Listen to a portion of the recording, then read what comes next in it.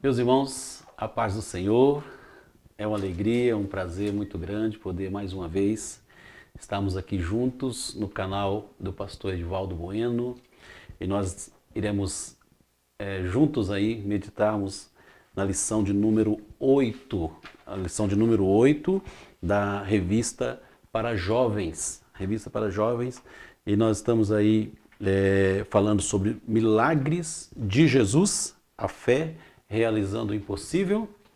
E a lição de número 8, ela tem o título A Cura do Cego de Nascença. Nós vamos falar um pouco e aprender um pouco nesse texto aí. O texto bíblico dessa lição está no Evangelho do Senhor Jesus, segundo escreveu João, no capítulo 9, versículos 1 ao 9. E diz a palavra do Senhor: e passando Jesus, viu um homem cego de nascença. E ali discorre então toda a história no qual está fundamentada a lição de hoje, da cura do cego de nascença. Lembrando a todos que nós estamos falando aqui do sexto milagre relatado por João, e essa narrativa, aqui na introdução dizendo, essa narrativa ela é dividida em 5 partes, tá? Que vai do capítulo 9, versículo 1 ao 41, sempre seguindo a divisão do apóstolo do amor, que intercala sinais e palavras, ou seja, milagres seguidos por discurso de Jesus. Tá? Então, ou seja, o milagre do Senhor, Jesus operava o milagre, mas o milagre não ficava vazio. Sempre Jesus trazia ali uma palavra que mostrava o propósito, o motivo. Aliás, essa palavra de Jesus que ela transformava, que ela libertava o pecador. Enfim, então o milagre do Senhor Jesus vinha acompanhado também da palavra, ou vice-versa, tá? Então nós vemos aí hoje, falando sobre este milagre, tá? Um dos detalhes aqui, tá? Um dos detalhes aqui que nós vamos estar vendo sobre o Evangelho de Jesus Cristo, tá? Pregado, principalmente nessa ocasião que nós estamos vendo aqui, tá? Tem por fim levar, tá? Ou tirar a cegueira, não somente física, tá? Mas a cegueira espiritual, tá? Curar a vista daquelas pessoas que estão cegas espirituais, tá? Como também o Senhor Jesus, ele mostra o seu poder sobre as doenças, as enfermidades, no caso aqui deste homem que havia nascido cego. Então nós estamos falando aqui de um homem, a Bíblia não traz o seu nome, tá? A Bíblia não mostra o seu nome, os seus familiares até aparecem, mas também não mostra o nome deles, tá? Nem da sua família. Porém, nós vamos estar vendo aí que Jesus tanto tem o poder de curá-lo espiritualmente, mas também fisicamente, e isso é comprovado no texto, embora em meio a tantas dúvidas, discussões, a tantas incertezas aqui que foram levantadas, mas o milagre estava aqui, ou ficou aqui comprovado o milagre, a cura deste homem que nasceu cego. Amém? Então, no primeiro tópico, vai falar aí para nós sobre a luz do mundo. A luz do mundo. Jesus contempla o cego. É interessante dizer isso aqui, porque nós vamos ver que o texto de João, no capítulo 9, ele já inicia dizendo: e passando Jesus, viu um homem. Tá? A própria lição vai mostrar aí que Jesus já tinha essa questão de Jesus estar sempre vendo, Jesus estar sempre à procura. A Bíblia vai dizer que nos meus olhos contemplo os fiéis da terra. Então, Deus ele tem essa especial preocupação com o ser humano. Tá? Embora que muitas vezes as pessoas se acham não vistas, não contempladas por Deus, mas Deus ele está sempre olhando para nós, sempre contemplando. E prova disso é que nós temos aí o texto de Mateus, capítulo 5, né? Que vai falar aí da multidão, que Jesus, vendo a multidão, teve compaixão dela. Tá? Temos também o texto do Evangelho de João, no capítulo 5 também, que Jesus também, vendo a multidão, Jesus não é a multidão que estava vendo Jesus, mas Jesus, ele olhou para aquela multidão, ele viu aquela multidão com um olhar de misericórdia. Jesus, ele fez questão de olhar para a multidão não somente para ver quantas pessoas, números, valores, mas ele olhou com um olhar diferente, um olhar de compaixão, um olhar de misericórdia. E foi esse olhar de Jesus que nós estamos vendo aqui, quando ele passando, ele viu este homem cego. Tá? Não é que Jesus enxergou ele, mas Jesus, ele olhou diferente para ele, olhou com um olhar de quem está dizendo, pode as pessoas não te ver, você pode ser sempre só mais um na multidão, mas eu sei, eu te conheço, eu sei o seu coração e eu estou aqui para te ajudar nessa data.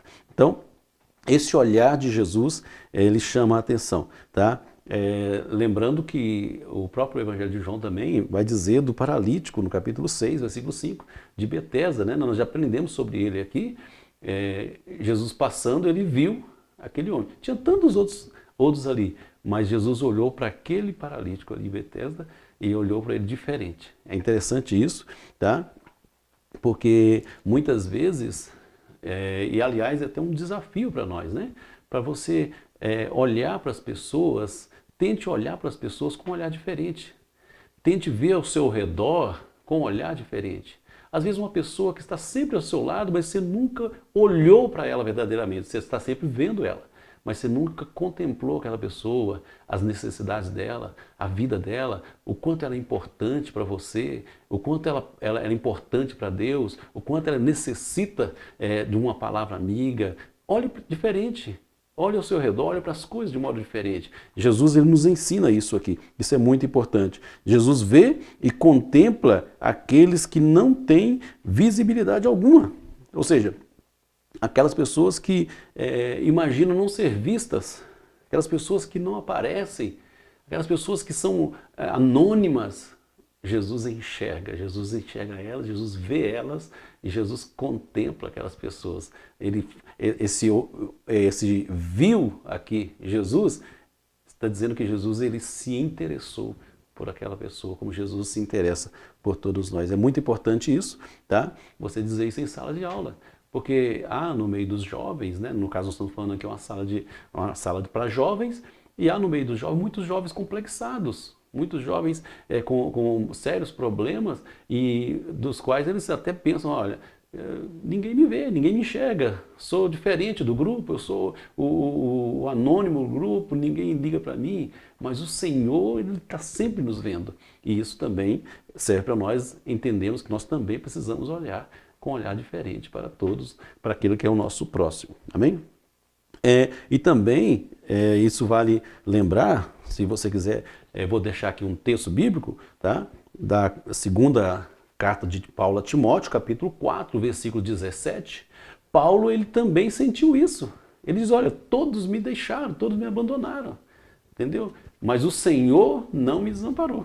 Paulo cita isso. Então, vejam como todos nós estamos sujeitos a isso. Mas nós temos um Senhor que não nos desampara. O Senhor, ele está sempre nos contemplando, sempre olhando para nós.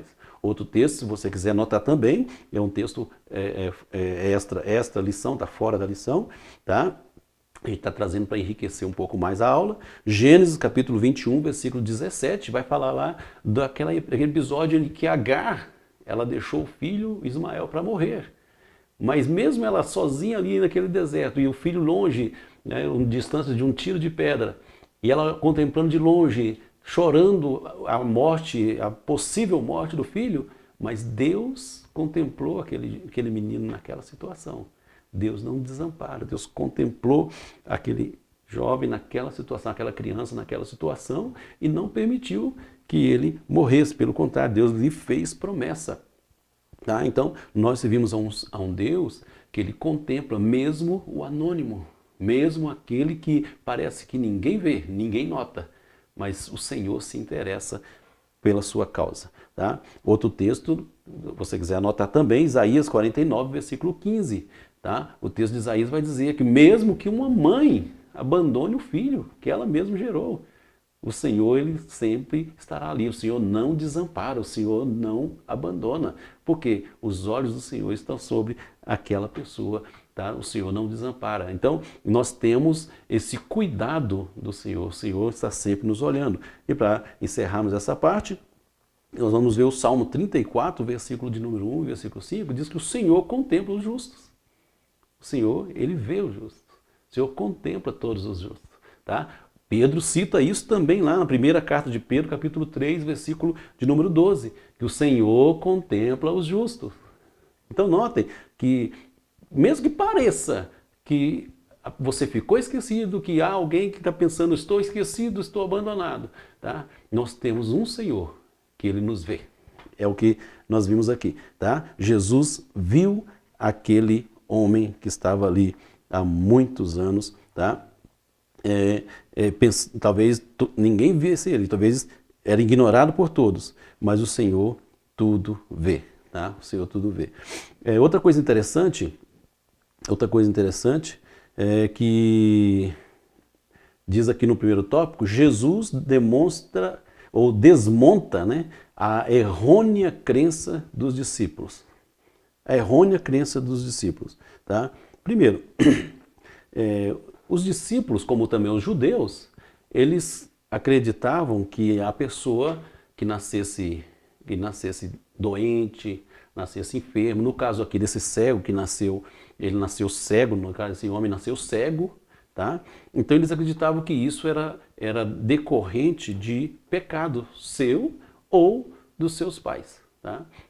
A Bíblia vai dizer que Deus visita o pecado do homem nas suas gerações.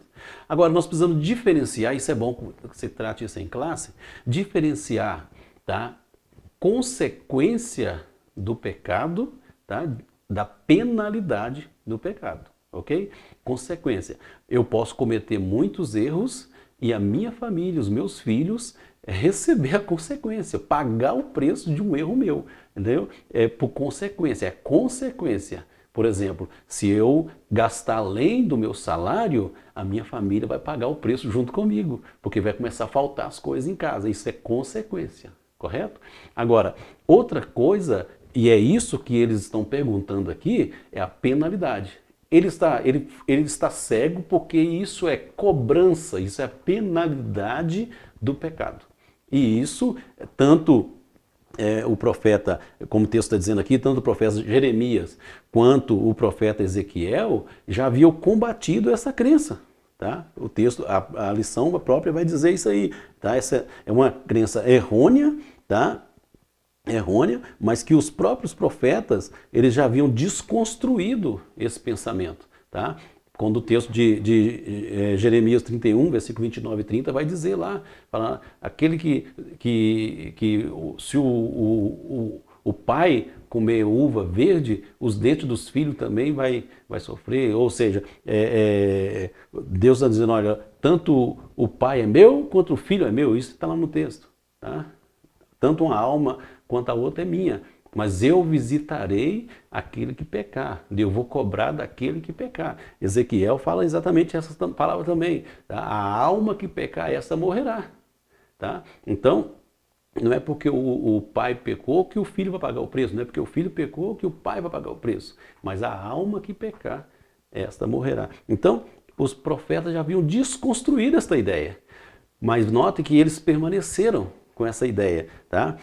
Nós já aprendemos na lição passada, que os judeus, os rabinos daquela época, eles tinham construído uma quantidade, dezenas de preceitos ali, que eles haviam tirados deles mesmos e haviam acrescentado isso à lei, tá? E principalmente na questão do sábado. O texto aqui do capítulo 9 vai dizer que era o sábado, tá? Vai dizer que isso aqui aconteceu no sábado, tá? E notem que uma das questões levantadas pelos judeus ali a Jesus é justamente por ele ter feito aquilo no sábado. Por ele ter feito isso no sábado. Porque isso não era lícito fazer isso no sábado. Então eles criaram em torno do sábado muitas questões que, inclusive, questões que são assim, como que nós vamos dizer assim, são aberrações, mas existia. Por exemplo, o judeu, ele no sábado, por exemplo, o judeu, se estava com dor de dente, a vinagre bochechada ajudava a sarar o dente. Mas no sábado ele não podia bochechar o vinagre. Ele podia comer o vinagre na comida, mas bochechar ele não podia. O judeu, ele podia untar o olho durante a semana, mas no sábado ele não podia fazer isso, era proibido, era proibido. É exatamente isso que nós vemos aqui, tá? Então, são questões que estão em torno disso aqui, que os próprios profetas já haviam desconstruído essa ideia. E eles criam exatamente que aquelas pessoas que nasciam doentes, elas nasciam doentes porque o pecado estava ali. Então, enquanto todos os pecados não fossem, isso é uma literatura judaica, está escrito isso, enquanto todos os pecados não forem perdoados, também a doença não sarará. Então eles acreditavam, eles ligavam sempre a doença ao pecado. Então, infelizmente, hoje também há um ramo de ensino que ensina esse tipo de coisa. Pessoas que acreditam e ligam doença, males ao pecado. A pessoa está penando, a pessoa está passando por isso porque pecou. Tá? Os discípulos fizeram exatamente esta pergunta para Jesus. Mas o interessante é que Jesus responde, não, nem ele pecou, nem seus pais, mas para que nele manifestasse as obras de Deus. Ou seja, foi para a glória de Deus. Então, é muito interessante isso, porque há pessoas na igreja que sofrem com esse tipo de pensamentos, né? Mas é interessante dizer que tudo Deus tem um propósito, ou seja, as coisas nem sempre, quando alguém está sofrendo, penando, eu volto a dizer, há consequências do pecado. Mas muitas vezes as pessoas estão passando por momentos de dificuldades, por intempéries, ou até mesmo enfermidades. Isso não quer dizer em nenhum momento que a pessoa está no pecado, pelo contrário. Tá? Pode acontecer. Esse homem aqui, Deus tinha um propósito. Deus queria manifestar nele a sua glória, a sua obra. Tá? Lembre que Eclesiastes capítulo 3, versículo 1 vai dizer lá que há um tempo determinado para todo propósito debaixo do céu. Todo propósito tem um tempo determinado. Tá? E Jó, no 42, versículo de número 2, vai dizer que os propósitos de Deus, nenhum deles pode ser impedidos. Tá? Então, se é o propósito de Deus que curar alguém, se é o propósito de Deus fazer algo na vida de alguém, nada, ninguém pode impedir. Tá? É lógico que existiam muitos outros cegos que não foram curados. Existiam muitos outros paralíticos também que não foram curados. Mas este homem aqui, Deus tinha um propósito especial na vida dele. E ninguém pôde impedir. É o que Jó diz no capítulo 42, versículo 2. Né? Então foi para que nele manifestasse as obras de Deus. Deus tem um propósito na vida de cada um de nós. E isso é muito importante nós lembrarmos. Outra questão interessante é, Jesus, ele declara-se a luz do mundo. E diz aqui, o Senhor falava da atenção que ele deveria dispensar a pessoas como a do cego, que era anônimo. Era anônimo. Tá? Aquele cego não era visto por ninguém. Ele não era notado pelas pessoas. Pessoas entravam, passavam por ali, iam para a festa, voltavam e o cego continuava ali e ninguém o notava, ninguém o valorizava. Mas Jesus, sim, Jesus, ele veio para trazer luz, para iluminar, para ser luz na vida daquele homem e tornar ele visível através daquele milagre. As pessoas então passaram a ver aquele cego e também a ouvir o testemunho que ele tinha para dar acerca de Deus, acerca daquilo que Deus havia feito na vida dele. Aliás, Isaías capítulo 35, versículo 5, vai dizer lá que exatamente sobre a função do Messias, né? Era dar vista aos cegos. Lembra do Evangelho? Quando os discípulos, o Senhor Jesus ele veio perguntar para os discípulos sobre João, né? O João veio, mandou os seus discípulos lá, pergunta para ele se é ele mesmo aquele que havia de vir ou nós devemos esperar outro. E Jesus manda os discípulos então levar uma resposta para João.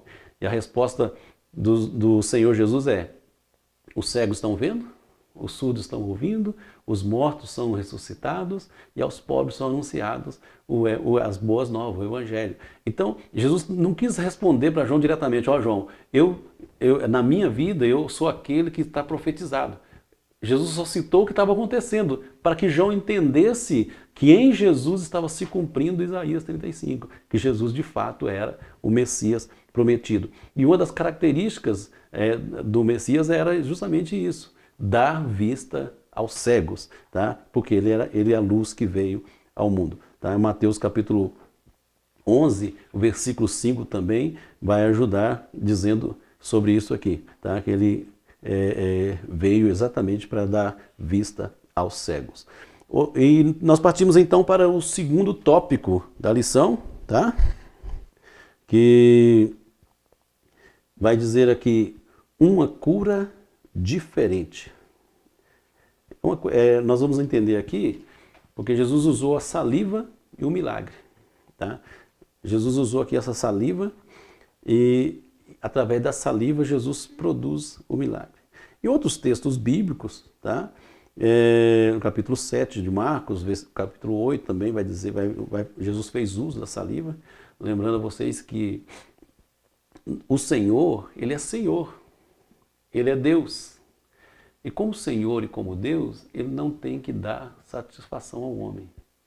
Como Senhor, como Criador, Ele está acima de tudo e de todos. Então, aquilo que Ele faz por excelência. Tá? Então, nós vamos falar aqui, nós estamos falando aqui de uma cura diferente, por quê? Porque não é algo que era comum. Tá? A cura de Jesus, naquele dia, tá? Ele faz algo que não era, que era muito, é estranho, a palavra correta dizer, né? Jesus cospe no chão e com a saliva ele fez lodo, fez a lama, né? E untou, com aquele lama ele untou o olho do cego. Tá? Jesus havia feito isso em outras vezes. Tá? Então nós estamos vendo aqui que foi uma cura diferente, algo que é estranho. Por quê? Porque não se explica. Não se explica. Tá? Os milagres do Senhor não se explica, não existe uma lógica para aquilo que o Senhor vai fazer.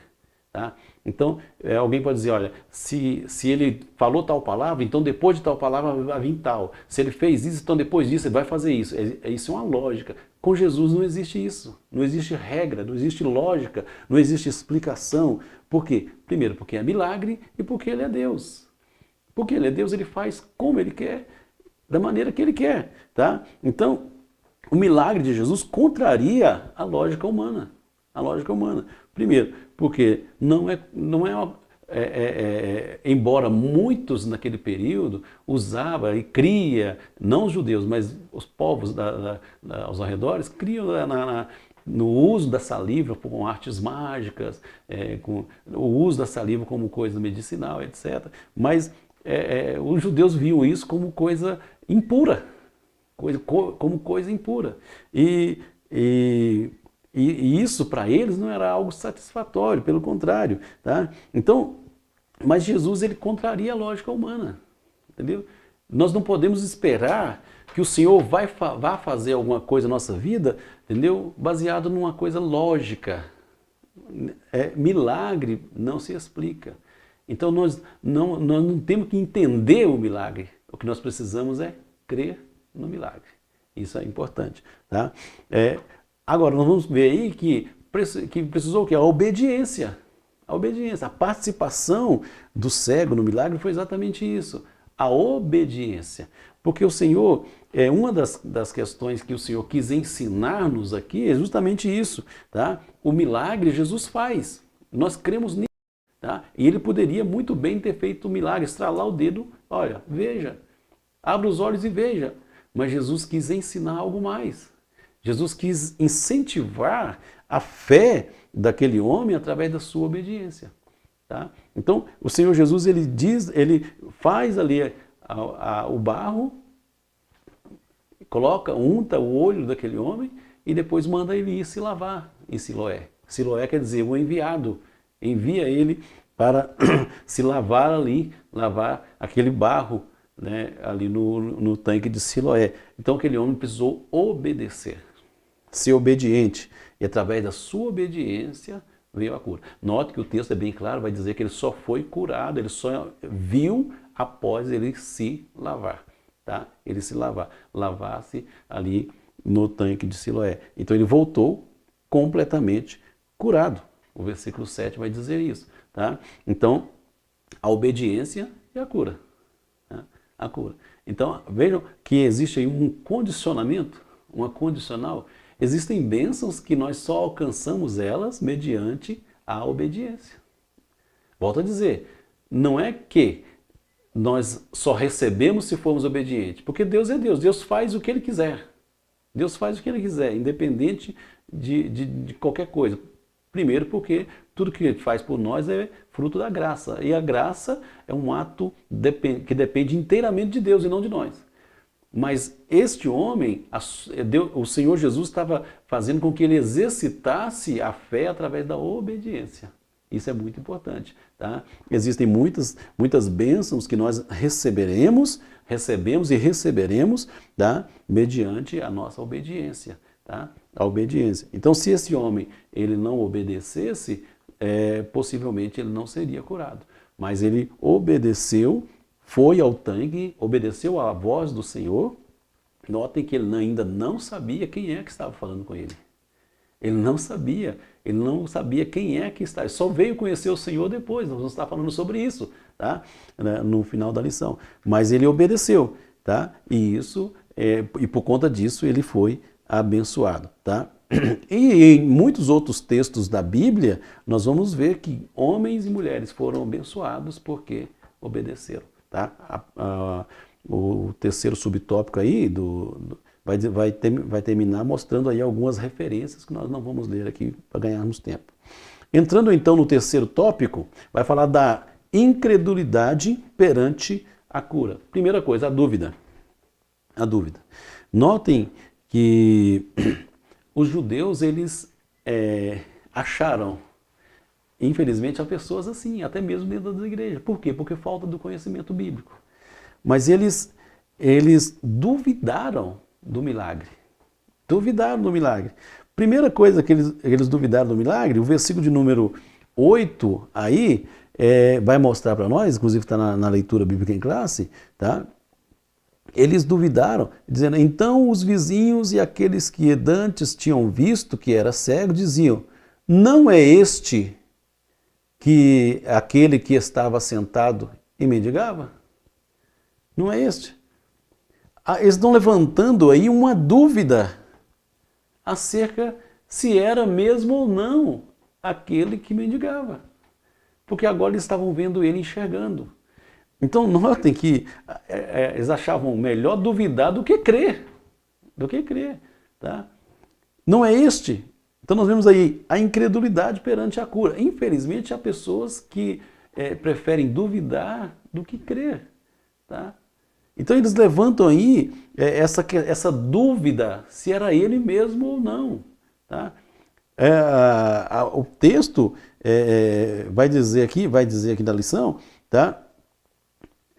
Era a mesma pessoa ou não? Era essa a pergunta que eles faziam, tá? E quando nós analisamos aqui o versículo 17 do capítulo 9, da leitura bíblica em classe, vai parar no versículo 9. Mas o versículo de número 10 do Evangelho de João, capítulo 9, vai dizer, diziam-lhe, pois, como se te abriram os olhos? Como se te abriram os olhos? O versículo 9 vai dizer, uns diziam, é este, e outros, parece-se com ele. Vejam a dúvida.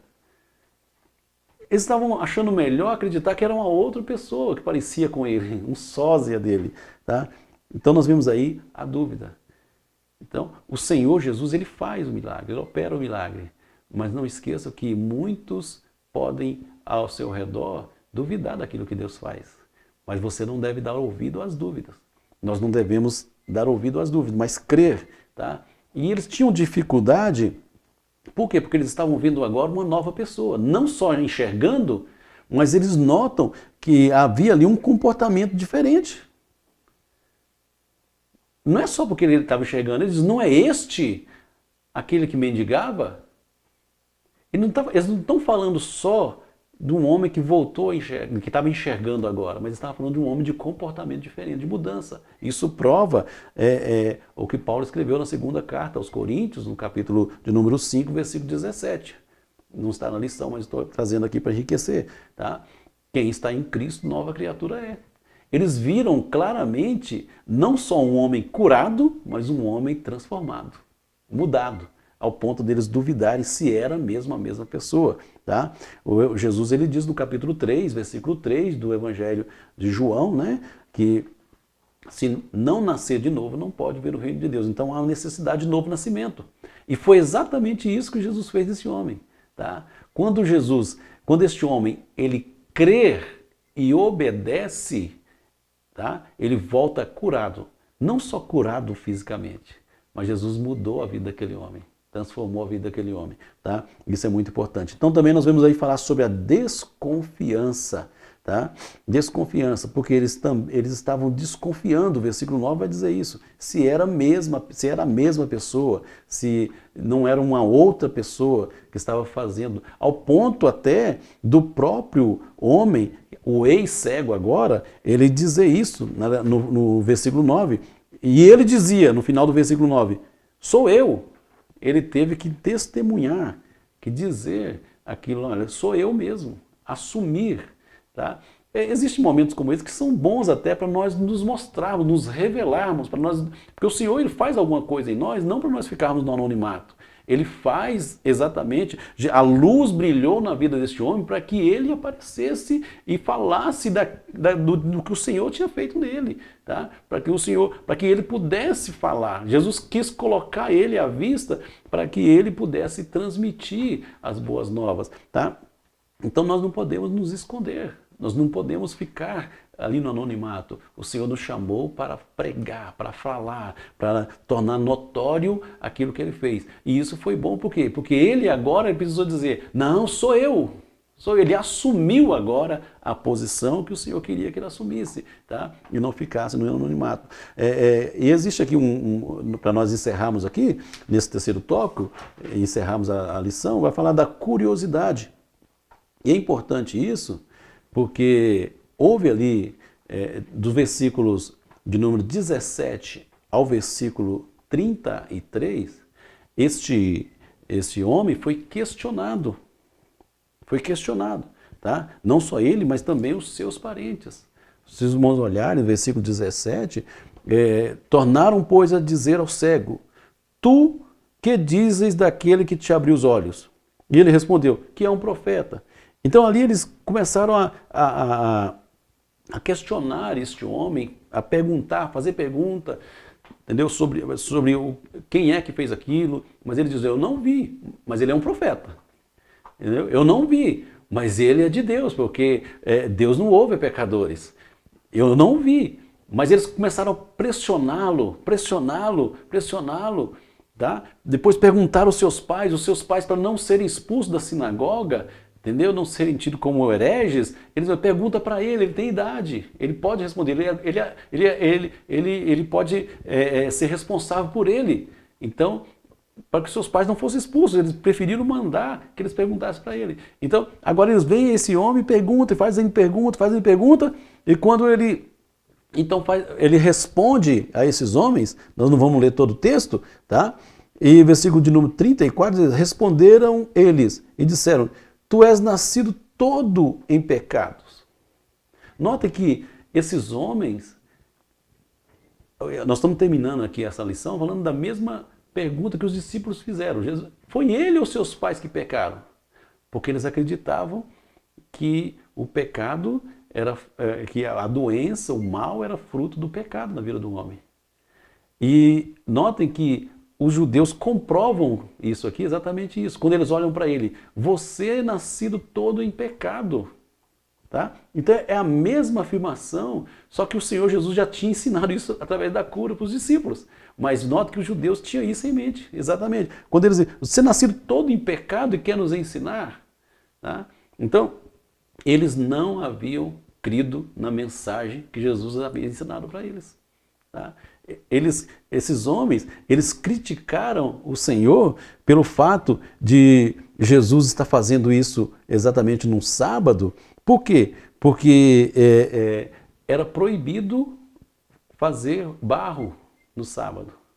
Era proibido ungir o olho no sábado. E eles falaram, você não pode fazer isso no sábado. Isso aqui está no texto. Tá? E como pode fazer isso no sábado? Não pode fazer isso. Tá? Agora, notem bem que agora esses homens, eles vão nesse homem ex-cego, passam ele num crivo ali, criticam ele, e após tudo isso, eles terminam dizendo, olha, e respondendo eles disseram, tu és nascido todo em pecado e nos ensina a nós? E o expulsaram. Ele foi expulso da sinagoga. Ele foi expulso do meio dos judeus. Né? Foi expulso. Mas aí a Bíblia diz, e Jesus ouviu que tinha expulsado ele, e Jesus então, encontrando-o, disse, crês tu no Filho de Deus? E ele respondeu e diz, quem é ele, Senhor, para que eu creia nele? E Jesus disse, tu já o tens visto e é aquele que fala contigo. E então ali ele adorou Jesus, adorou o Senhor. Então, basicamente, termina dizendo o seguinte, aquele homem que não era visto, era um anônimo, não era percebido por ninguém, mas Jesus o percebeu, Jesus o viu, Jesus curou ele, manifestou nele a obra, o propósito de Deus, para que ele soubesse que Deus tinha algo especial na sua vida. Agora, o Senhor restaura a sua vida, Jesus muda a vida daquele homem. Esse homem, então, é desprezado novamente pelos judeus, ele é expulso da sinagoga, perdeu o direito de cultuar, mas o Senhor mostrou para ele, você tem toda a liberdade para adoração a mim. E ele pôde, então, adorar o Senhor ali, pôde, então, ter o prazer, o privilégio de se dobrar diante do grande Deus, do Senhor, que a ele todo o poder, toda a honra e toda a glória. Então Jesus mostrou para ele, olha, pode eles não interessar por você, mas eu tenho interesse em você. Pode eles não te ver, mas eu te vejo. Pode eles te expulsar, mas eu te aceito em minhas mãos. Então esse homem, então, ele adorou ao Senhor, tá? Então vale a pena nós crermos, vale a pena nós sermos obedientes, tá? Vale a pena nós entendermos que o Senhor tem prazer em operar na nossa vida. Então, primeiro, Jesus, então, através dessa cura, Jesus, então, ele fortaleceu a fé daquele homem, através da obediência, tá? E depois, em segundo, nós vemos que Jesus, ele quis ensinar para aqueles homens mais uma lição acerca do sábado, que eles haviam perdido a visão exata do que Deus queria ensinar acerca do sábado. Tá? Eles viviam presos na religiosidade, esquecendo que o que eles na realidade deviam fazer é o que aquele homem, o ex-cego, fez, se prostrar diante do Senhor e o adorá-lo. Tá? Então nós terminamos aí esta lição, a cura do cego de nascença. Que Deus continue te abençoando, que Deus continue com as suas mãos estendidas sobre a sua vida e continue crendo nos milagres. Deus é Deus de milagres. Ele opera para a honra e glória do seu próprio nome. Que Deus continue te abençoando. Curta aí o canal do Pastor Divaldo e continue junto conosco. A paz do Senhor.